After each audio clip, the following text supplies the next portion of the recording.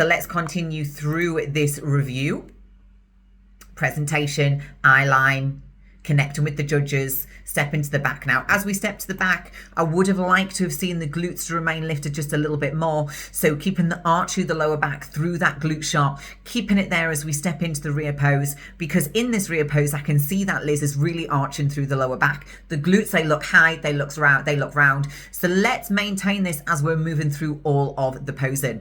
In this rear position here, I would like to see the hands a little bit lower. I'd like to see the elbows pulling a little bit closer together, because for me, the space between the elbows and the waist is just a little bit too wide. So I'd like to see those elbows just pulling inwards towards one another just a little bit more. Lower half looks fantastic. I love the placement through the feet, and there's no harsh engagement or detail through the hamstrings and the glutes. The glutes look nice and round, which also tells me that we should have a much rounder, fuller glute in the front pose as well. So let's continue. Let's just see Liz continue around towards the front, and let's see her finish off.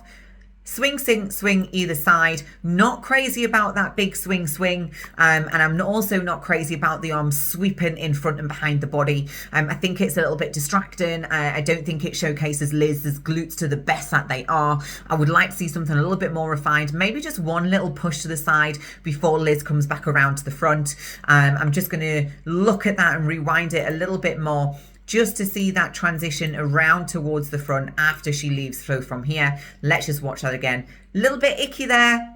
A little bit icky as she comes around into that front transition. So I would just like to see that T-pose before she hits that front pose again. Just refining that a little bit more to bring that hourglass shape, to show the waist taper, to show the glute before she pops out that left leg again. So in this front pose, I definitely want to see shifting over to the right side, sitting into the right hip, lengthening out through the left leg, squeezing through that left glute. But overall, beautiful package. A little bit of room for improvement.